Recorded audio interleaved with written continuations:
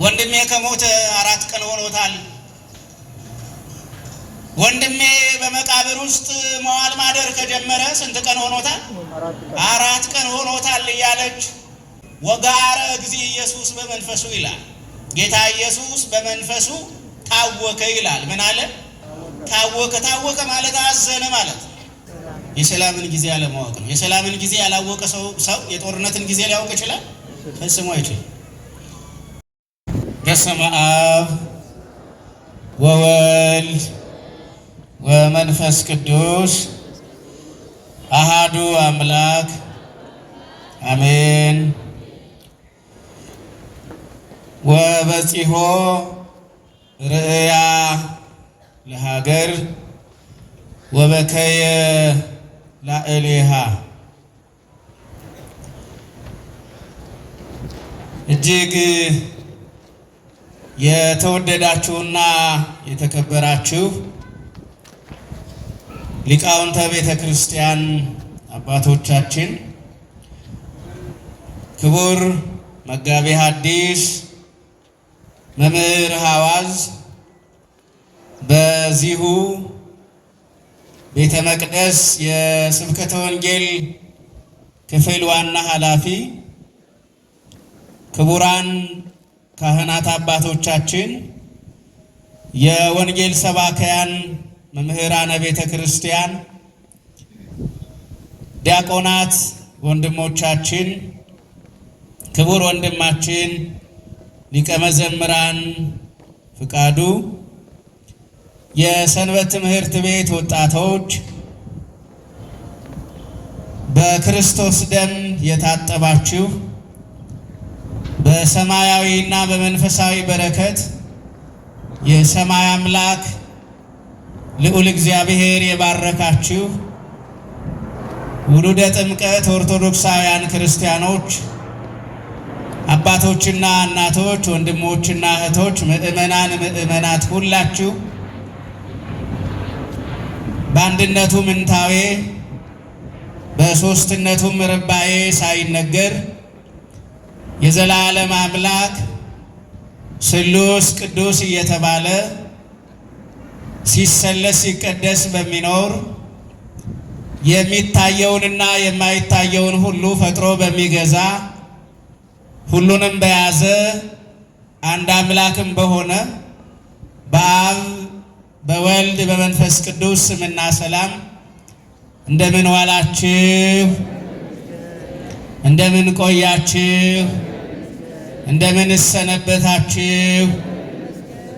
በቸርነቱና በምሕረቱ የመራንና የጠበቀን በዚህ ስሙን ጠርተን በምናስመሰግንበት የምህረት አደባባይም ታላቅ የሆነውን የጉባኤ ቀን ለማድረግና ለመካፈል እንድንችል የረዳን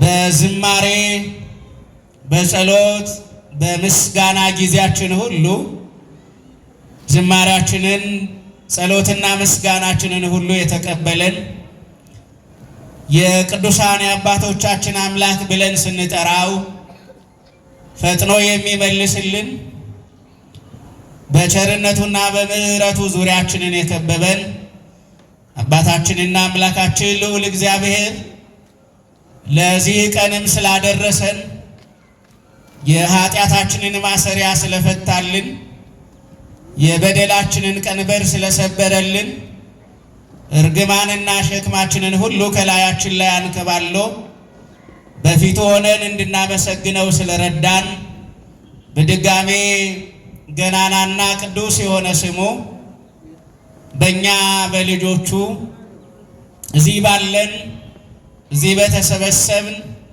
በፊቱ በተገኘንም በፍጥረታት አንደበትም ሁሉ ዛሬም ለዘወትርም የተመሰገነ ይሁን። ከሁሉም በማስቀደም ጥንተ ስቅለቱን ወይም የጌታችን የመድኃኒታችን የኢየሱስ ክርስቶስን ጥንተ ስቅለት በዓለ ሆሳዕናንም ለማክበር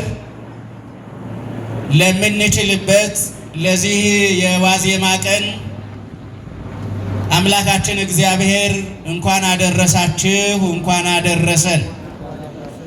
ምስጋና ይወዳልና ላደረሰ ለልዑል እግዚአብሔር ምስጋና እንሰዋለት። ሁላችሁም አመስግኑት። በቀጥታ በፊታችሁ ወደ ቆምኩበት በመርሃ ግብር መሪያችንና አስተዋዋቂያችን በክቡር አባታችን ወደ ተባለው እግዚአብሔር ወደ ዘረጋልንና ወደ አዘጋጀልን መንፈሳዊ ሕይወታችንን ወደሚያለመልመው ሰማያዊና መንፈሳዊ በረከት ወደ ሕይወታችን ወደሚያመጣው ወደምንታነጽበት ከኃጢአትና ከበደላችን ሁሉ ወደሚፈታንና ወደሚያጽናናን ወደ እግዚአብሔር ቅዱስ ቃል እናልፋለን። ለትምህርታችን መነሻ የሚሆነን ከአራቱ ወንጌላውያን በወንጌላውያን የመጻሕፍት አቀማመጥና ቁጥር መሰረት በሶስተኛ ደረጃ ተቀምጦ የምናገኘውን የቅዱስ ሉቃስ ወንጌል ምዕራፍ 19 ቁጥር 41 ላይ የተመዘገበውን ቃል መነሻ አድርገን ወደ ትምህርታችን እግዚአብሔር እየረዳን ለመማር ወደ ተያዘልን ጊዜ እንገባለን። ለትምህርታችን መነሻ ወይም ርዕስ የሚሆነን ቅዱስ ቃል ሲቀርብም ከተማይቱን አይቶ አለቀሰላት የሚለው ይሆናል። ለትምህርታችን መነሻ ወይም ርዕስ የሚሆነን ሲቀርብም ከተማይቱን አይቶ ምን አለላት? አለቀሰላት። እግዚአብሔር አምላካችን በዚህ ኃይለ ቃል ወይም በዚህ ርዕሰ ነገር ያስተምረናል። የቃሉ ባለቤት አምላካችን እግዚአብሔር ነው። ምስጢርም የሚሰጠንና የሚገልጥልን እርሱ ነው። ቃላትን ለማውጣትና ለመናገር ምላሳችን በሚደናቀፍበት ጊዜ በቸርነቱና በረድኤቱ የሚያግዘንና የሚረዳን እርሱ ራሱ እግዚአብሔር የቃሉ ባለቤት ነው። ስለዚህ በዚህ ርዕስ ተነስተን የምንማረውና የምንሰማው ቃል ሁሉ እግዚአብሔር ዛሬ በምሕረቱ አደባባይ ለእኛ ለልጆቹ ሰማያዊ የሕይወት እንጀራ አድርጎ የሚመግበን ልባችንን የሚጠግንበት መንፈሳችንን የሚያጽናናበት ማህበራዊና መንፈሳዊ ሕይወታችንን ሁሉ የሚያስተካክልበት የእርሱ የእግዚአብሔር መልእክትና ልዩ ቃል ሆኖ ያገለግለናል ማለት ነው። ቅዱሳን አባቶቻችንን የረዳ በጉባኤያቸው መካከል የተገኘ ነገር ያቀናላቸውና ያከናወነላቸው ቃሉን ከሰሚዎች ጋር ሰሚዎችንም ከቃሉ ጋር እንዲዋሃዱ ያደረገ ኃይለ መንፈስ ቅዱስ ጸጋ መንፈስ ቅዱስም ከሁላችን ጋር ይሁን። የባህሪያችን መመኪያ የጸጋ እናታችን ወላዲተ አምላክ ድንግል ማርያም በቃል ኪዳን ምልጃዋም በእናትነት ፍቅርና በጸሎት በበረከትም አትለየን። የመላእክት ጥበቃቸው የጻድቃን የሰማዕታት የእግዚአብሔር ወዳጆች ቅዱሳን ሁሉ ጸሎትና በረከታቸውም አብሮን ይቆይ። መምህር ሆኖ መካሪ ሆኖ ማን በፊታችን ይቆምልን? ማን በጉባኤያችን መካከል ይገኝልን? አምላካችን እግዚአብሔር በጉባኤያችን መካከል ይገኝልን። እርሱ ሲገኝ የጠመመው ይቀናል። የእርሱ መኖር ሕይወታችንን በደስታ እንዲሞላ ያደርገዋል። የእርሱ መገለጥ የልባችንን ጨለማ በብርሃን እንዲከደን፣ በብርሃን እንዲሞላ፣ በብርሃን እንዲሸፈን ያደርጋል። ስለዚህ እግዚአብሔር አምላካችን ያስተምረን ዘንድ በድጋሜ መልካም ፈቃዱ ይሁን። ወበጺሖ ርእያ ለሀገር ወበከየ ላዕሌሃ ሲቀርብም ከተማይቱን አይቶ ምን አለላት? አለቀሰላት። ይህ የመጽሐፍ ቅዱስ ቃል ቀደም ብዬ እንደነገርኋችሁ በሉቃስ ወንጌል ምዕራፍ 19 ቁጥር 41 ላይ ተመዝግቦ እናገኘዋለን። በዚህ ርዕስ የምንማርበት ዋናው ምክንያት ደግሞ ነገ በዓለ ሆሳዕናን እናከብራለን። ስለዚህ ይህ ኃይለ ቃል ጌታችን መድኃኒታችን ኢየሱስ ክርስቶስ ከደብረ ዘይት ጥቂት ዝቅ ብሎ ከሚገኝ ቤተፋጌ እየተባለ ከሚጠራ ስፍራ ወደ ቤተ መቅደስ በአህያይቱ ጀርባ ላይ ተቀምጦ በውርንጫዋም ላይ ሆኖ ከፊትና ከኋላ የሚከተሉት ብዙ ወገኖችና ብዙ ሰዎች ሆሳዕና ለወልደ ዳዊት፣ ለዳዊት ልጅ ማዳን የተገባ ነው፣ የዳዊት ልጅ ለማዳን የመጣ ነው፣ የዳዊት ልጅ ለዙፋን የተገባ በዙፋኑ ላይ ለመቀመጥም ወደ መንደራችንና ወደ ሰፈራችን ወደ መቅደሳችን ወደ ዙፋናችን እየገባ ነው እያሉ በሚዘምሩ በሚያመሰግኑ ልብሳቸውን በሚያነጥፉ የዘንባባ ቅጠሎችን እየዘነጠፉ በሚጥሉ ጊዜ ከተማዋ የነበረችበትን ከተማይቱ ክርስቶስን የተቀበለችበትን ነገር አይቶ ጌታችን መድኃኒታችን ኢየሱስ ክርስቶስ ስለ ታላቂቱ መከራ ስለሚጠብቃት፣ ሐዘን ስለሚጠብቃት፣ ንስሐ ስላልገባችዋ፣ በሯን ዘግታ አላስገባም ስላለችዋ ከተማ የተናገረውና ያደረገው ቃል ነው። ስለዚህ በዚህ ርዕስ የምንማርበት ዋናው ምክንያት ከበዓለ ሆሳዕና ጋር ተያያዥነት ያለው ቃል ስለሆነ ነው።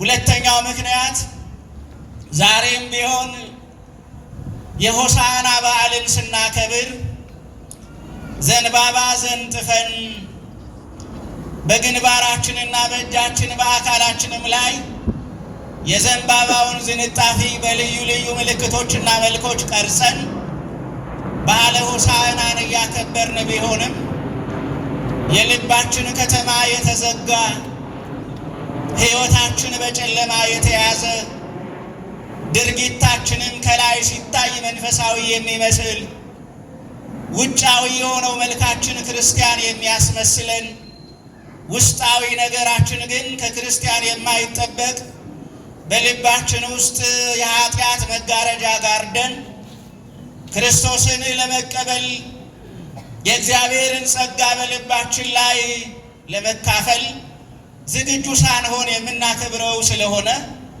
ይበልጥ በዓለ ሆሳዕናንም ስናከብር ጥንተ ስቅለቱንም ነገ ስናስብ እግዚአብሔር የሰጠን የንስሐ ቅጽበትና ጊዜ ስላለ ለዚያ ራሳችንን አዘጋጅተን በዚህ ቃል ተመክረን በዓለ ሆሳዕናን ለማክበር በጽድቅ ለማክበር እግዚአብሔርን ደስ በሚያሰኘው በንስሐ ሕይወት ለማክበር ራሳችንን ለማዘጋጀት እንድንችል በዚህ ኃይለ ቃል እንማራለን።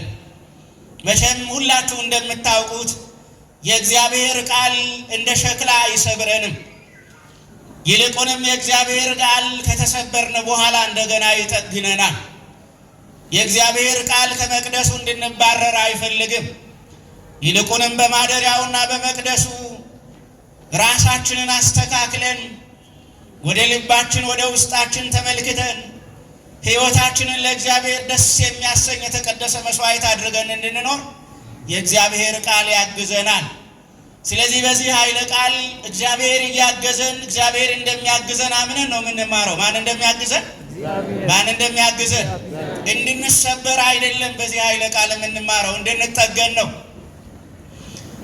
ከእግዚአብሔር ፊት እንድንሸሽና እንድንወጣ ሳይሆን ወደ ማን እንድንቀርብ ነው? ወደ እግዚአብሔር እንድንቀርብ ነው። አውቃለሁ ብዙ ቀን በጉባኤ ተገኝተናል፣ ብዙ ቀን ዘምረናል፣ ብዙ ጊዜ ሰብከናል፣ ብዙ ቦታዎችን ሄደን ተሳልመናል፣ አይተናል።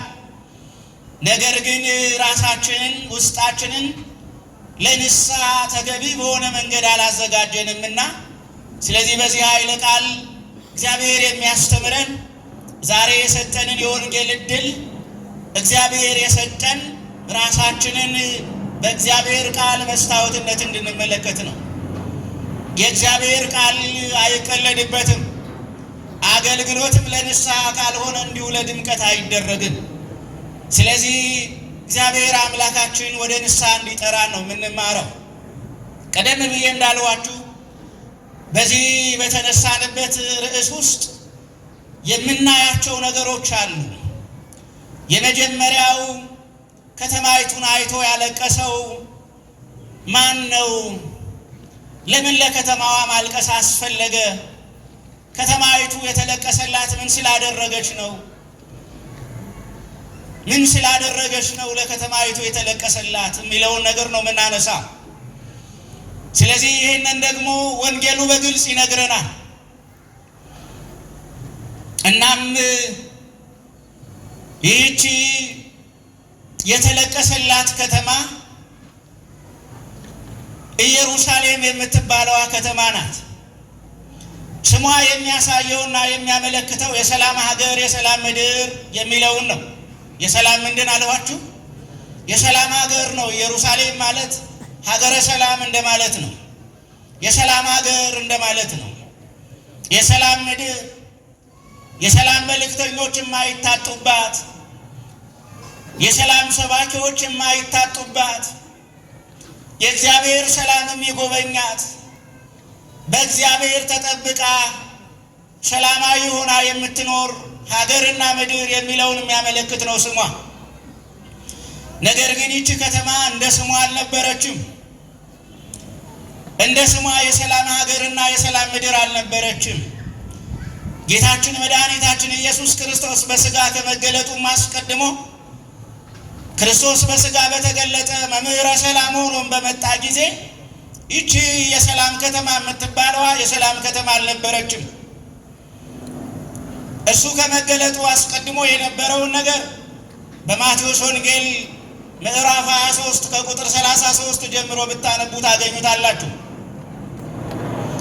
ከጻድቁ ከአቤል ደም ጀምሮ እስከ ጻድቁ በቤተ መቅደስ በድንጋይ እስከተገደለው እስከ ዘካርያስ ድረስ ደም ያለባት ከተማ ነበረች።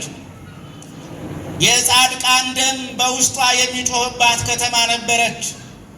የቅዱሳን ደም በውስጧ የፈሰሰባት ከተማ ነበረች። ስለዚህ ከተማዋ እንዲህ ያለ ዕዳ የነበረባት ከተማ ናት። በኋላም የእግዚአብሔር ነቢያት እየተቀበለች በድንጋይ እየወገረች እየደበደበች፣ በመጋዝ እየሰነጠቀች፣ በኩላብ እየሰቀለች፣ በእሳት እያቃጠለች የብዙ ነቢያትን፣ የብዙ ካህናትን፣ የብዙ ቅዱሳንን ደም ስታፈስና ስትቀበል የነበረች ከተማ ነበረች።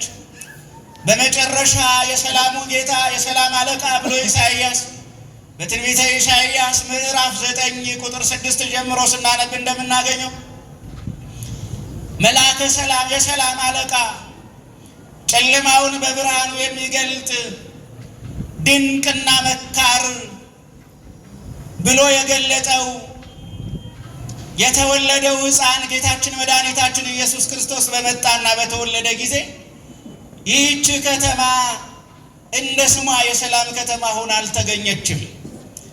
በዚህ ምክንያት ጌታችን መድኃኒታችን ኢየሱስ ክርስቶስ ኢየሩሳሌም ኢየሩሳሌም እንተ ትቀትልዮሙ ለነቢያት ወትወግርዮሙ፣ ነቢያትን በድንጋይ ደብድበሽ በእሳት አቃጥለሽ የምትገዲ ኢየሩሳሌም ኢየሩሳሌም ሆይ ስንት ጊዜ ዶሮ ጫጩቶቿን ከጠላት ከነጣቂ በክንፏ እንደምትጋረድና እንደምትሸፍን እኔም ስንት ጊዜ በምህረቴ ልጋርድሽ በቸርነቴ ከኃጢአትሽና በውስጥሽ ከፈሰሰው ደም ላጥብሽና ላጠራሽ ወደዱ። ነገር ግን እምቢ አልሽ ይላታል። ምን አልሽ? እምቢ አልሽ። ነገር ግን እምቢ አልሽ። ወበእንተዝ ኢታደግ ሀገርክሙ በድዎ።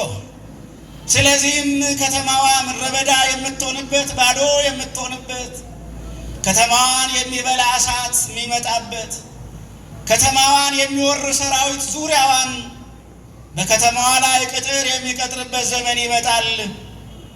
እስከ ትብሉ ቡሩክ ዘይመጽእ በስመ እግዚአብሔር፣ በእግዚአብሔር ስም የሚመጣ የተባረከ ነው እስክትሉ ድረስ ከተማዋን የሚያናውጥና ከተማዋን አደጋ ውስጥ የሚጥል ጊዜ ይመጣል።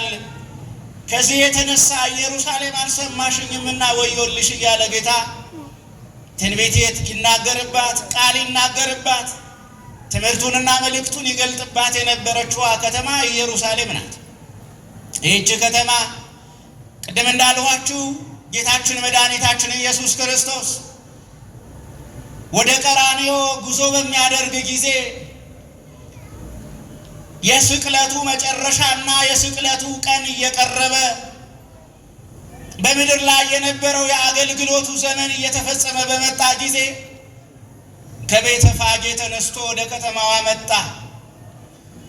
ወደ ከተማዋ በመጣ ጊዜ ግን ይቺ ከተማ ጌታችንን መድኃኒታችንን ኢየሱስ ክርስቶስን ለመቀበል ፈቃደኛ የሆነች ከተማ አልነበረችም። ኢየሩሳሌም ታላቅ ከተማ ናት። ወደ ታላቂቱ ወደ ኢየሩሳሌም ከተማ የሕፃናት የውካታና የጫጫታ ድምፅ ሊገባና ሊሰማ አይገባም የሚሉ መሪዎችና አገልጋዮች ነበሩባት ይቺ ከተማ። ከዚህ የተነሳ ጌታችን መድኃኒታችን ኢየሱስ ክርስቶስ ከተማይቱን አይቶ ምን አለላት? አለቀሰላት። ይቺ ከተማ ሊለቀስላት የሚገባ ነበረ ወይ ካል አዎ ይገባ ነበረ። ለከተማይቱስ ያለቀሰ ማን ነው ካል የሰላም ባለቤት የሆነው መድኃኔዓለም ኢየሱስ ክርስቶስ የሚሆንባትን እና የሚደርስባትን አስቀድሞ የሚያውቀው በከተማዋ ላይ የሚፈጸመውን ነገር አስቀድሞ የሚያውቀው እርሱ ለከተማዋ አለቀሰ። ጌታችን መድኃኒታችን ኢየሱስ ክርስቶስ በሥጋው ወቅት በመዋዕለ ሥጋዌ 2 ጊዜ እንዳለቀሰ በመጽሐፍ በወንጌል ተጠቅሷል። አንደኛው ይሄ ያልኋችሁ ነው። ስለ ከተማይቱ አለቀሰ። ስለ ምኒቱ አለቀሰ? ስለ ሀገሪቱ አለቀሰ። ስለ ምድሪቱ አለቀሰ። ሁለተኛው በዮሐንስ ወንጌል ምዕራፍ 12 ቁጥር 33 ላይ ስታነቡ ይወደው የነበረው አልዓዛር እንደታመመ ተነግሮት አልዓዛር በሞተ በ4ኛው ቀን ወደ አልዓዛር መንደር ወደ ቢታንያ መጣ። ወደ ቢታንያ ሲመጣ በአልዓዛር ቤት ድንኳን ተጥሎ ደረሰ። ወደ አልዓዛር ቤትና ድንኳን ወዳለበት ወደ መንደር አልገባ። ከደቀ መዛሙርቱ ወደ ድንኳኑ ላከና የአልዓዛር እህቶች እንዲጠሩ አደረገ። ቀድማ ማርታ መጣች። ከማርታ ጋር ሲነጋገር ከቆየ በኋላ የእህቷን የማርታን ወደ ኢየሱስ ክርስቶስ አልዓዛርን ወደሚወደው መምህር መሄድ አይታ ቀጥላ ማርያም መጣች። ከዛ ማርያም መጣ ስለ ወንድሟ ስለ አልዓዛር ነገረችው። ወንድሜ በመቃብር ውስጥ መዋል ማደር ከጀመረ ስንት ቀን ሆኖታል? 4 ቀን ሆኖታል እያለች ከዓይኖቿ እንደ ሐምሌ ደመና የሐዘን የጸጸት እንባ እየፈሰሰ ስለ ወንድሟ ስለ አልዓዛር መናገርና መተረክ ጀመረች። ወንድሜን አጥቼዋለሁ። ወንድሜ ታሞ ብዙ ቀን አልቆየም። በታመመ በጥቂት ጊዜያትና በጥቂት ቀናት ውስጥ ሞተብኝ። በእርግጥም ወደ አንተ መልእክት ልኬ ነበረ። ወደ አንተ የላኩት መልእክት ምን እንደሆነ አላወቅኩም እያለች በምታለቅስበት ጊዜ የላኩት መልእክት ምን እንደሆነ አላወቅኩም እያለች በምታለቅስበት ጊዜ ወጋረ እግዚእ ኢየሱስ በመንፈሱ ይላል። ጌታ ኢየሱስ በመንፈሱ ታወከ ይላል። ምን አለ? ታወከ። ታወከ ማለት አዘነ ማለት ነው።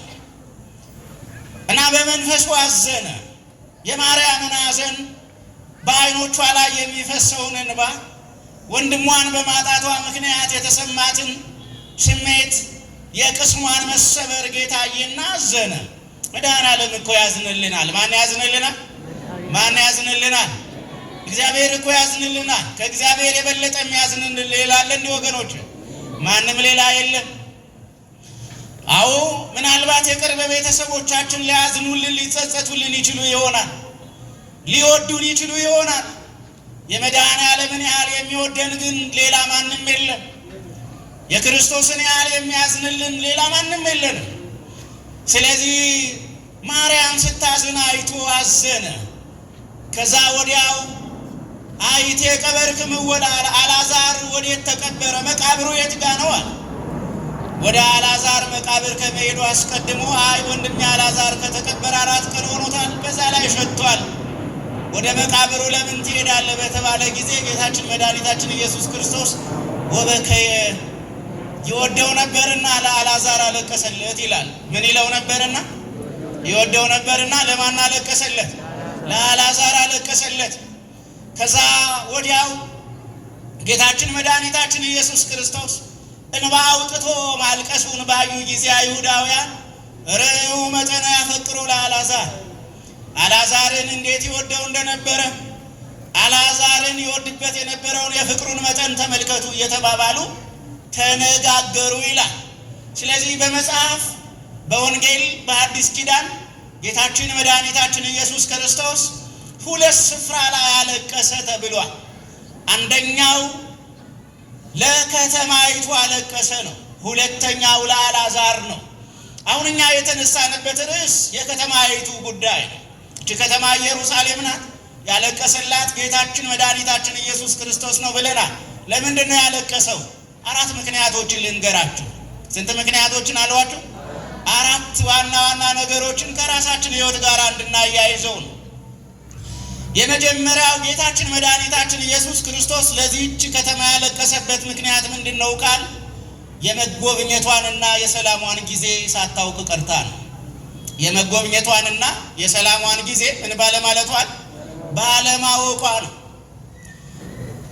የተወደዳችሁ ክርስቲያኖች አለማወቃችን፣ በጨለማ ውስጥ መሆናችን የመጎብኘታችንንና የሰላማችንን ጊዜ ሳናውቅ ሰላማችን ያመልጠናል። ምን ያመልጣል? ሰላማችን ያመልጠናል። እግዚአብሔር ወደኛ የላከልን ሰላም፣ እግዚአብሔር የሰጠን ሰላም፣ እግዚአብሔር ያፈሰሰልን የሰላምና የመጎብኘት ጊዜ ሳናውቅ ከቀረን ምን ይለናል? ያመልጠናል። ሰላም ደግሞ አንዴ ካመለጠ በቀላሉ ይመለሳል? ይመለሳል ወገኖች? አይመለስም። የእግዚአብሔር የመጎብኘትና የሰላም ጊዜ ካመለጠ አይመለስም። ስለዚህ ጌታችን መድኃኒታችን ኢየሱስ ክርስቶስ ለዚች ከተማ ያለቀሰበት ዋናው ምክንያት ከተማዋ የመጎብኘቷን እና የሰላሟን ጊዜ የሰላሟን ዘመን ምን አላለችም? አላወቀችም። አምላካችን እግዚአብሔር እኛን ለመጎብኘት ለእኛ ሰላምን ለማፍሰስ ጊዜና ዘመን በሰጠ ጊዜ ጊዜውንና ዘመኑን ለመረዳት እንድንችል እሱ በምሕረቱ ይርዳል። ዛሬ በምድር ላይ ያለውን ሁኔታ ታውቃላችሁ። የእግዚአብሔርን የመጎብኘትና የሰላም ጊዜና ዘመን ባለማወቃችን ምክንያት ምድራችን እየተናወጠች ነው። በምድራችን ላይ የሚሰማው የሰላም ድምፅ አይደለም። በምድራችን ላይ የሚሰማው የሙሽራና የሙሽሪት የደስታ ድምፅ አይደለም። በምድራችን ላይ የሚሰማው የደስታ የከበሮ ድምፅ አይደለም። በምድራችን ላይ የሚወራው ወሬ ሁሉ፣ በዓለማችን ላይ የሚነገረው ነገር በሙሉ ከሰላም በተቃራኒ ስላለው ነገር ነው የሚነገረው። ስለዚህ ጌታችን መድኃኒታችን ኢየሱስ ክርስቶስ እንዲህ ያለው ሁኔታ ውስጥ እግዚአብሔር የሰጠንን የመጎብኘትና የሰላም ጊዜ ሳናውቅ ቀርተን ስንገባ ያዝንልናል። እኛም እግዚአብሔር ሲጎበኘን ለማወቅ እንድንችል እሱ በምሕረቱ ይርዳ። ስንት ቀን እግዚአብሔር እኛን ሊጎበኝ መጥቶ በራችንን ዘግተን የሚብለነው ይሆን? አርኅዉ ኆኃተ መኳንንት፣ አለቆች ሆይ ደጆችን በሮችን ክፈቱ ተብሎ በራችን ደጃችን ተንኳክቶ እግዚአብሔር ስንት ጊዜ ከበራችን ከልባችን በር ላይ ተመልሶ ይሆን? ስንት ቀን ነው እግዚአብሔር የንስሐ ቀንና እድል የሰጠን? ገጠመኞቻችን እኮ በጣም ብዙ ናቸው። ሞት ጫፍ ላይ ደርሰን የተመለስንበት ገጠመኝ ብዙ እኮ ነው። ከአደጋ ያመለጥንባቸው ቀኖች እኮ አሉ። ሕይወታችን አዙሪትና አደጋ ውስጥ ሊገባ ጫፍ ላይ ደርሰን እኮ ያመለጥንበት እግዚአብሔር እኛን ያጎበኘበት ጊዜ ግን እኮ አለ። ግን ያንን እግዚአብሔር እኛን የጎበኘበትን ጊዜ ወዲያው እንረሳዋለን። ወዲያው እንዳለፈ ነገር እንቆጥረዋለን። እና ብዙ ጊዜ እግዚአብሔር ወደኛ መጥቷል። የነገስታት ንጉሥ፣ የአማልክት አምላክ፣ የሰላም መምህር የሆነው መድኃኔዓለም ኢየሱስ ክርስቶስ በሩን ያላንኳኳበት ሰው እዚህ መካከል ማንም የለም። ይሄው የእግዚአብሔር ቃል በራችንን እያንኳኳ ነው። ይሄው የእግዚአብሔር ቅዱስ ቃል የበራችንን ደጅ እየደቃ ነው። ስንቶቻችን ልባችንን ከፍተን ለንስሐ ራሳችንን አዘጋጅተናል? አላውቅም። የእግዚአብሔር ቃል በራችሁን እያንኳኳ ሳለ ስሙት ወገኖች፣ ስሙት። በራችሁን እያንኳኳ ሳለ ስሙት። ዘግይታችሁ ብትከፍቱ ትጸጸታላችሁ። ቀን ካመለጣችሁ በኋላ፣ የመጎብኘታችሁ ጊዜ ከባከነ በኋላ፣ እግዚአብሔር ይዞላችሁ የመጣ ዕድልና በረከት ካመለጠ በኋላ፣ እግዚአብሔር የሰጣችሁ የቤት ሰላም ከደፈረሰ በኋላ፣ በትዳራችሁ ውስጥ ያለው ሰላም ከተናጋ በኋላ፣ በስራ ቦታችሁ ውስጥ ያለው ሰላም ከደፈረሰ በኋላ፣ በመስሪያ ቤታችሁ ከወንድሞች ከጓደኞች ጋር ያላችሁ የሰላም ግንኙነት ከተበላሸ በኋላ መልሶ መጠገን ይከብዳችኋል። ስለዚህ እግዚአብሔር በራችንን ሲያንኳኳ፣ የነገስታት ንጉሥ ወደ በራችን ሲመጣ ሲያንኳኳ በራችንን መክፈት። አለቆች በራችሁን ክፈቱ፣ ከመይባ ንጉሠ ስብሐት፣ የክብር ንጉሥ ምን ይል ዘንድ ይገባ ዘንድ። ልባችሁ ውስጥ የክብር ንጉሥ ኢየሱስ ክርስቶስ ካለ እድለኞች ናችሁ። ከዚህ የሚበልጥ ሌላ ነገር የለም።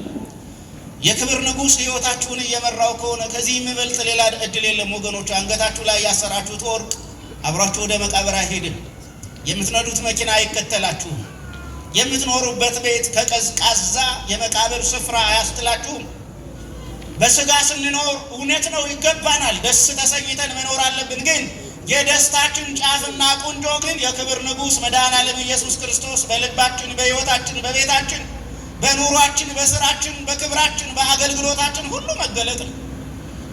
ስለዚህ ጌታችን መድኃኒታችን ኢየሱስ ክርስቶስ ወደ ልባችሁ እንዲገባ ለክብር ንጉሥ ሲያንኳኳ ክፈቱ። ያ ካልሆነ የመጎብኘታችሁና የሰላማችሁ ጊዜ ካመለጠ በኋላ ከባድ ነው።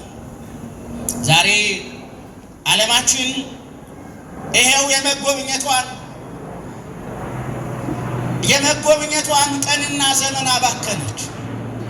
ምድራችን ለአማናዊው ጌታ ለእውነተኛ ዋዳን ለክርስቶስ እጇን ሰጥታ ቢሆን ኖሮ ሰላሟ በሜዳ ላይ እንደሚፈስ ወንዝ እንዴት በሰው ልጆች ላይ ሁሉ በፈሰሰ ነበረ።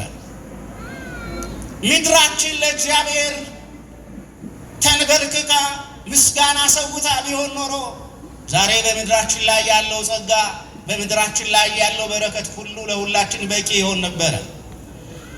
ነገር ግን ለሰማያዊው ጌታ ፊቷን በማዞሯ ምክንያት ዛሬ ምድራችን ይኸው እንደምታዩት ነው። በእሳት በአየር ላይ ትወራወራለች፣ በእሳት ትጫወታለች። እሳት ለሰዶምና ለገሞራ ጠቅሟል እንዴ ወገኖች? ጠቅሟል ወይ? አልጠቀመም። ሁላችሁ ታውቃላችሁ አይደለ? ከሰማይ እሳት መጣ፣ 5 ገናናና ታላላቅ ከተሞችን በአንድ ጊዜ ወደ ምን ቀየራቸው? ወደ ባዶነት፣ ወደ አመድነት ቀየራቸው። ዓለማችን አሁን ጉዟ ወደዛ፣ ውድቀቷ በዛ ነው። ስለዚህ የመጀመሪያው ጌታችን መድኃኒታችን ኢየሱስ ክርስቶስ ለሀገሪቱ፣ ለከተማይቱ፣ ለምድሪቱ ያለቀሰበት ዋናው ምክንያት የመጎብኘቷንና የሰላሟን ጊዜ ምን ባለማለቱ አልኳችሁ? ባለማወቋ ምክንያት ነው። እንዲያውም ምን ይላል መሰላችሁ? ስለ ከተማዋ ሲናገር የሰላምሽን ጊዜ አላወቅሽምና ይላል። የምንሽን ጊዜ አላወቅሽምና? የምንሽን ጊዜ አላወቅሽምና የሰላምሽን ጊዜ አላወቅሽምና። ከባዱ በነገራችን ላይ በዚህ ምድር ላይ የምንን ጊዜ አለማወቅ ነው? የሰላምን ጊዜ አለማወቅ ነው። የሰላምን ጊዜ ያላወቀ ሰው የጦርነትን ጊዜ ሊያውቅ ይችላል? ፈጽሞ አይችልም። የሰላምን ጊዜ አለማወቅ በጣም ከባድ ኪሳራ ነው። የሰላምን ጊዜ አለማወቅ ከጥበብ መጉደል ነው። የሰላምን ጊዜ የማያውቅ ሰው እንደፈራ ይኖራል፣ እንደተናወጠ ይኖራል። ጨለማው ሳይሆን ቀኑ ጨለማ ይሆንበታል። ስለዚህ ስለ ከተማዋ ያለቀሰበት ዋናው ምክንያት ይሄ ነው ወገኖች። አዎ እንደው ስለ ከተማዋ ትተን ስለ ራሳችን ሰውነት ከተማነት እግዚአብሔር ስንት ቀን አልቅሶብን ይሆን? ሰውነታችንን ስንት ቀን ኃጢአት ውስጥ ጥለነው እግዚአብሔር አዝኖብን ይሆን? በምላሳችን ምክንያት ስንት ቀን እግዚአብሔርን አሳዝነነው ይሆን? በየቦታው ውሸትንና ክፋትን እየዘራን ስንት ቀን እግዚአብሔርን አሳዝነነው ይሆን? ሌሎችን ለመጉዳት ብለን የተደበቀ ተንኮል በልባችን ይዘን የሰላም ቃል የሚመስል ቃል እየተናገርን ስንት ቀን እግዚአብሔርን አሳዝነነው ይሆን? የሰላምን ጊዜ ሳያውቁ ቀርተው የሰላምንና የመጎብኘትን ጊዜ ሳያውቁ ቀርተው እንደከሰሩ ሰዎች እንዳንከስር እግዚአብሔር በምሕረቱ ይርዳል።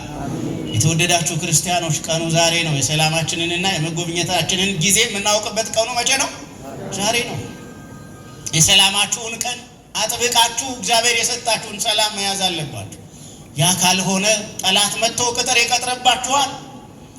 ጠላት መጥቶ ይከባችኋል። ሰይጣን ያንቀሳቀሳቸውና ዲያብሎስ የሚመራቸው አጋንንት ሰራዊት ሆነው ይከቧችኋል። ስለዚህ የመጀመሪያው ምክንያት እንዳልኋችሁ የሰላሟን የመጎብኘቷን ዘመንና ጊዜ አለ። ሁለተኛው ምክንያት አዳኟን አልቀበልም አለች። ምንዋን አልቀበልም አለች? ንጉሷን መድኃኒቷን ምን አልልም አለች? ከተማዋ በር ዘጋች። መድኃኒት ሲገኝ፣ ፈውስ ሲገኝ፣ የሰላም ንጉሥ ሲገኝ፣ አዳኝ ሲገኝ፣ መሲህ ሲገኝ እምቢ ይባላል። ኢየሩሳሌም ግን እምቢ አለች። አዳኟን መድኃኒቷን ከከተማዬ ከክልሌ ውጣልኝ አለች። ውጣልኝ፣ አንተ ወደዚህ በመግባት ምክንያት የሕፃናቱ ጩኸትና ጫጫታ ምን ብሎኛል? ረብሾኛል። ሕፃናቱ ምን እያሉ ነው ይጮውና ይናገሩ የነበረው? ሆሳዕና በአርያም፣ አቤቱ አሁን ምን በል፣ አሁን አድን።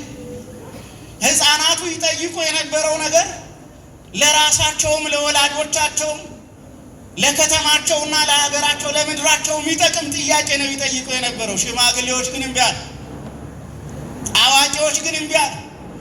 ሕፃናቱ አሁን አድን፣ አሁን ሰላምህን ስጠን፣ አሁን እኛን ለመጎብኘት የመጣህበት በረከት ክን ስጠን፣ አሁን ከጠላቶቻችን አድንን ጠብቀን፣ አሁን አጥርና ቅጥር ሁንልን፣ አሁን ለታመመው ማንነታችን ለታመመው ሀገራዊ ጉዳያችን መድኃኒት ሁነን ፈውስ ሁነን፣ ለወደቀው ሃይማኖታዊ ሕይወታችን መንፈሳዊ ነገራችን ፈውስ ሁነን፣ ለፈረሰው ሀገራዊ ቅጥራችን አንተ ቅጥር ሁነን።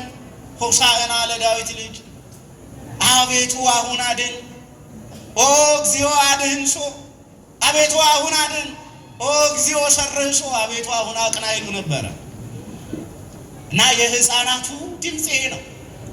ይህም እንደምናውቀው አስቀድሞ አባቱ ዳዊት ማፈደቂቆ ሕፃናት አስተዳሎከ ስብሐተ ከመ ትንሥቶ ለጸላኢ ወለገፋይ፣ ከሕፃናት ጡት ካልጣሉት ከታዳጊዎች አፍ ምስጋና ለራስ ምናል አዘጋጀ በእንተ ጸላኢ። ይህንን ያደረከው ደግሞ ጠላት ደስ እንዲለው ሳይሆን ጠላት ምን እንዳይለው ነው። ጠላት ደስ እንዳይለው ከመ ትንሥቶ ለጸላኢ ወለገፋይ፣ በምስጋና ጠላት እንድል ለማድረግ። ታውቃላችሁ ምስጋና ጠላት እንድል እንደሚያደርግ። እልልታ ጠላት እንድል ያደርጋል አያደርግም? ያደርጋል አያደርግም? እልልታ ዲያብሎስን ያስደነግጠዋል። ምስጋና ጠላትን ገደል ይከተዋል። የእግዚአብሔርን ስም አንስተን ስናመሰግን በአጠገባችን የሚቆም ጋኔን የለም። የእግዚአብሔርን ስም አንስተን እልልታ ስናሰማ ያ የምናሰማው እልልታ ዲያብሎስን ከኛ አጠገብ ያርቀዋል፣ ያባርረዋል፣ ክፋትን ያሸንፈዋል። ስለዚህ ከመ ትንሥቶ ለጸላኢ ወለገፋይ፣ ግፈኛውን ጠላት የሆነውን ጻድቃንን የሚገፋውን አገልጋዮችን የሚገፋውን ሰላምን የሚገፋውን የእግዚአብሔርን መጎብኘትን የሚገፋውን እሱን ደስ እንዳይለው ምስጋና ከሕፃናት አፍ አዘጋጅተህ ተቀበልክ የሚል ነበረ። ሕፃናቱ እንዳልነው ነው። ሆሳዕና በአርያም ሆሳዕና ለወልደ ዳዊት ቡሩክ ዘይመጽእ በስመ እግዚአብሔር። በእግዚአብሔር ስም የሚመጣ ምንድን ነው? የተመሰገነ ቡሩክ ነው። እግዚአብሔር አባቴ እያለ የሚመጣ እግዚአብሔር አባቱ እርሱ የምወደው ልጄ ነው ብሎ መስክሮለት የሚመጣ እርሱ ቡሩክ ነው፣ እርሱ ምስጉን ነው እያሉ ነበር የነበሩት። ግን የከተማዋ አዋቂዎች፣ የከተማዋ ጠቢባን፣ የከተማዋ አገልጋዮች፣ የከተማዋ ሽማግሌዎች በከተማዋ ውስጥ እኛ ያለው ነገር ይሆናል ይወሰናል የሚሉ ሰዎች ግን የእነዚህን ሕፃናት አፍ ዝጋ፣ እነዚህ ሕፃናት እንዳያመሰግኑ ከልክል አሉት። ከዛ ወዲያው ጌታ ምን አላቸው? እነዚህ ሕፃናት ዝም ቢሉ እንኳን ድንጋዮች ምን ይላሉ? ያመሰግናሉ። እውነት ነው ወገኖች። አዎ ሰዎች በኃይልና በጉልበት ምስጋና ሊከለክሉ ይችላሉ። እግዚአብሔር ግን ከፍጥረት ሁሉ ምስጋናን ይወስዳል አይወስድም? ይቀበላል አይቀበልም? ሰዎች እኛ ዝም እንድንል ሊያደርጉንና ሊያስገድዱን ይችላሉ። ነገር ግን እኛ ዝም ስንል ድንጋዮች እግዚአብሔርን ማመስገን ያቀታቸዋል እንዴ? የፈጠራቸውን ማመስገን ያቀታቸዋል። ስለዚህ ለከተማዋ ያለቀሰበት ምክንያት ከተማዋ አዳኟን ምን አልል ስላለች ነው? አልቀበልም ስላለች ነው። አዳኛችንን አልቀበልም ብለን የዘላለም እንባ እያለቀስ ጠላት ቅጥር ቀጥሮብን ዲያብሎስ በቀንም በሌሊትም እያስፈራንና እያስደነገጠን የሞት ፍርሃት ነፍሳችንን ሰቅዞ ይዞት እንዳንኖር እግዚአብሔር በምሕረቱ ይርዳል። አዎ ወገኖች ሆሳዕና ማለት አለብን። አቤቱ መቼ አድን፣ አቤቱ መቼ አድን፣ አቤቱ አሁን አድን፣ አቤቱ አሁን አቅና፣ አሁን የተጣመመውን ልቤን ፈውስ፣ አሁን የተሰናከለውን ሕይወቴን አቅናልኝ፣ አሁን የደከመውን መንፈሳዊ ጉልበቴን አበርታልኝ። አሁን ቀን ነው፣ ብርሃን ነው፣ በቃለ ብርሃን እንድመላለስ እርዳኝ። አሁን እንደለመለመ ዛፍ ፍሬ እንደሚያፈራ እንደሆነ አግዘኝ ብሎ ወደ ማን መጮህ መጸለይ? ወደ እግዚአብሔር መጮህ መጸለይ። ምእመናን እግዚአብሔር የሚወዳችሁ ናችሁ። ነገር ግን ወገኖቼ በየቀኑ ግን አቤቱ አሁን ምን በል ማለት አለብን? አሁን አድን ማለት አለብን። አዳኛችን ቅጥር እንዲሆነ መድኃኒታችን በዙሪያችን እንዲቆምልን ነው። ስለዚህ ከተማዋ አዳኝ አልተቀበለችው። ኢየሱስ ክርስቶስን የገፋች ከተማ፣ ክርስቶስን ያባረረች ከተማ፣ አንተ በዚህ ከተማ በዚህ ስፍራ የለም የተባለው ኢየሱስ ክርስቶስ አየና ለቀሰላት። ስለዚህ አዳኟን ስላልተቀበለች ነው፣ ጌታዋን ስላላወቀች ነው። ጌታን ባለማወቅ ውስጥ እየተመላለስን ቀናችን እንዳይጨልም እግዚአብሔር በምሕረቱ ይርዳል። አዎ ወገኖቼ በዚህ ምድር ላይ በጣም ከባዱ ነገር እግዚአብሔርን አለማወቅ ነው። ማንን አለማወቅ ነው? ከኃጢአት ሁሉም ይከፋው፣ ከበደል ሁሉም ይከፋው ማንን አለማወቅ ነው? እግዚአብሔርን አለማወቅ ነው። እግዚአብሔርን የማያውቅ ሰው ማንነቱን አያውቅም፣ በማን እንደተፈጠረ አያውቅም። እግዚአብሔርን የማያውቅ ሰው ወኮነ ከመ እንስሳ ዘአልቦ ልቦ ተመሰሎሙ እንደሚለው ምሳሌው ለእንስሳ ነው እንደሚቀርበው ለመላእክት አይቀርብም። የሚጠጋው ወደ እንስሳት አኗኗርና ሕይወት ነው እንጂ ወደ ቅዱሳን ወደ መላእክት ሕይወት አይቀርም። ስለዚህ ከተማዋን አይቶ ሲያለቅስ አልተቀበልሽኝም፣ አንቺ ከተማ ልጎበኝሽ መጣሁ፣ ሰላም ልሰጥሽ መጣሁ፣ ሰላም ይዤልሽ መጣሁ፣ ምሕረት ይዤልሽ መጣሁ፣ ይቅርታ ይዤልሽ መጣሁ፣ መድኃኒት ይዤልሽ መጣሁ። እኔን በማመንና በመቀበል ሰማያዊ ክብር እንድታገኝ ይህን ይዤልሽ መጣሁ፣ ግን አልተቀበልሽኝም። ስለዚህ ጠላት ቅጥር ይቀጥርብሻል አለ። ጠላት ቅጥር ምን ይልብሻል? ይቀጥርብሻል። ትከበቢያለሽ፣ ትከበቢያለሽ። ሕፃናት ልጆችሽ በጠላት እጅ ይወድቃሉ። ሽማግሌዎችሽ በጠላት እጅ ይወድቃሉ። የውሃ ምንጮችሽ በጠላቶችሽ እጅ ይደፈናሉ።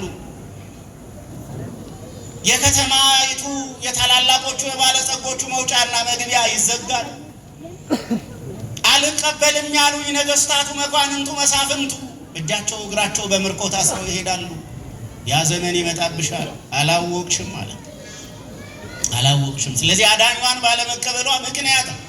ሶስተኛው ምክንያት ምንድነው ከተባለ አዳኟን ለመግደል በመዘጋጀቷ ምክንያት ነው። ንጉሷን አዳኟን ለመግደል ምን ብላ ነበረ? ተዘጋጅታ ነበረ። ያው እንደምታውቁት ጌታችን መድኃኒታችን ኢየሱስ ክርስቶስ በዕለተ ሆሳዕና ነዋ ንጉሥኪ ወለተ ጽዮን፣ የጽዮን ልጅ ሆይ እነሆ ንጉሥሽ እየተባለ ነው አይደል የገባ? እነሆ ምንሽ? እነሆ ንጉሥሽ። የጽዮን ልጅ ሆይ ደስ ይበልሽ ንጉሥሽ መጥቷል እየተባለ ከደብረ ዘይት እስከ ኢየሩሳሌም በር ድረስ እስከ ከተማዋ መግቢያ በር ድረስ ምስጋና ነበረ። የከተማዋ መግቢያ በር ላይ ግን ምስጋናው በዝምታ በጸጥታ እንዲለወጥ አለቆች አዘዙ እንጂ ከደብረ ዘይት ጀምሮ ከቤተፋጌ ጀምሮ እኮ እስከ ኢየሩሳሌም ወደ 15 ኪሎ ሜትር አካባቢ ይደርሳል። በእነዚህ የኪሎ ሜትር እንትኖች ምን ነበረ ካል ምስጋና ነበረ። ኢየሩሳሌም ከተማ ድረስ ከተማዋ ቅጥርና በር የነበራት ስለነበረ የከተማዋ በር ጠባቂዎች ግን እንዴ እሱ ማን ነውና ምንድነውና ለምን እንደዚህ ታደርጋላችሁ የሚል ክልከላና ጥያቄ አነሱ። እንደምንም የከተማዋ በር ተከፈተ፣ ገባ፣ ቤተ መቅደስ ውስጥ ደረሰ። በመቅደሱ ያለውን ርኩሰት አየ። ከዛ በኋላ መቅደሱን አጠራ፣ አነጻ። ከዛ ከመቅደሱ ወጥቶ ሲሄድ ወዲያው ወደ ከተማዋ ሲገባ የጽዮን ልጅ ነው ንጉሥሽ እየተባለ ስለገባ ወዲያው ታላላቆቹ ለምክር ተሰበሰቡ። ለምክር የተሰበሰቡ ለምንድን ነው ከተባለ ይኸው እንደምታዩት ሰው ሁሉ እሱን እየተከተለው ነው። ሰው ሁሉ እሱን ተከትሎ እየወጣ እየገባ ነው። ስለዚህ አንድ ነገር ማድረግ አለብናል። የምክራቸው መጨረሻ የምታውቁት ቃል የምክራቸው መጨረሻ ይሰቀልና ምን ይበል? ይሙት። የከተማዋ ታላላቆች ውሳኔ፣ የከተማዋ አዋቂዎች ውሳኔ፣ በከተማዋ ውስጥ የነበሩ ሰዎች ውሳኔ፣ የቤተ መቅደሱ የሃይማኖት አባቶች ውሳኔ፣ የጽዮን ልጅ ደስ ይበልሽ እነሆ ንጉሥሽ እየተባለ የተዘመረለት አዳኝ እርሱ በመስቀል ምን ማለት አለበት? መገደል፣ መቀጣት አለበት። ስለዚህ ከተማዋ አዳኟን ምን የምትል ከተማ ናት? አዳኟን በመስቀል የምትቀጣና የምትገድል ከተማ ናት። በዚህ ምክንያት ጌታችን መድኃኒታችን ኢየሱስ ክርስቶስ ከተማዋን አይቶ ምን አለላት? አለቀሰላት። እኛም የተሰቀለውን ክርስቶስን ደግመን እንዳንሰቅል፣ ስለኛ የሞተውን ክርስቶስን እንደገና እንዳናስነቅፍ፣ ስለኛ ደሙን ያፈሰሰውን ጌታ እንደገና ደሙን እንዳናክፋፋ፣ ስለኛ ወድቆ የተነሳውን ክርስቶስን ሰውነታችንን በኃጢአት በዝሙት አርክሰን እኛን ማደሪያ እኛን ቤተ መቅደስ ለማድረግ የመረጠውን ክርስቶስን እንዳናሳስን እሱ በምህረቱ ይርዳን። ማን በምህረቱ ይርዳን? እግዚአብሔር በምህረቱ ይርዳን። ርዕሴ ከተማይቱን አይቶ ምን አለ ነው? አለቀሰላት።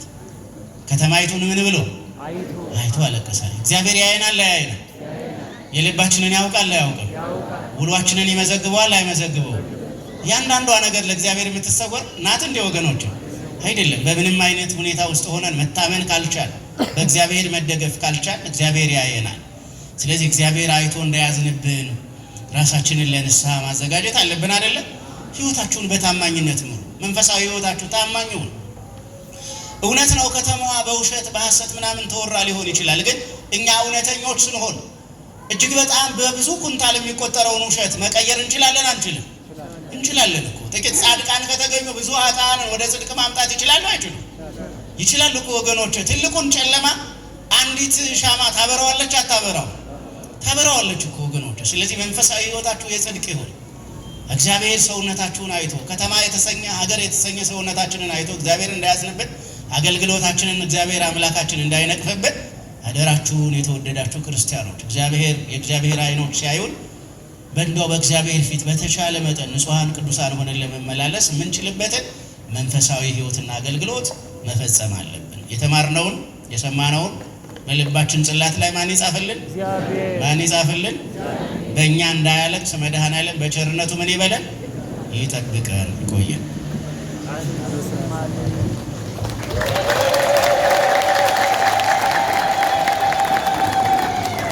የልባችሁ ሲደርስ ታስታውቃላችሁ። ደግማችሁ እልል በሉ።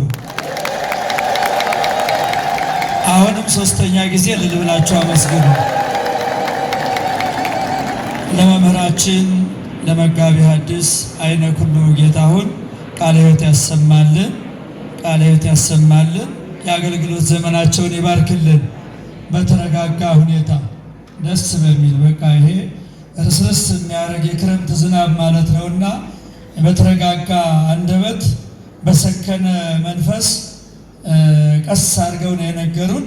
ሶበሰ ተአምር ጽዮን በፀሐ ብርሃንኪ ቅዱስ ያሬድ የሚላታል ከወንጌሉ ላይ ወስዶ የዘመረው ጽዮን ብታውቂውስ ኖሮ ሰላምሽ ወደ አንቺ እየመጣ ነበር፣ ወደ አንቺ ቀርቧል፣ ግን አላወቅሽውም እያለ እየወቀሳት ነው ሌሊቱን ሙሉ የሚዘመረውና የሰላም ንጉሥ በየቤታችን ይግባልን፣ ሰላማችንን ይመልስልን። አሁንም ከዘማሪ ፈቃዱ አማረ ጋር አብረን እንዘምራለን።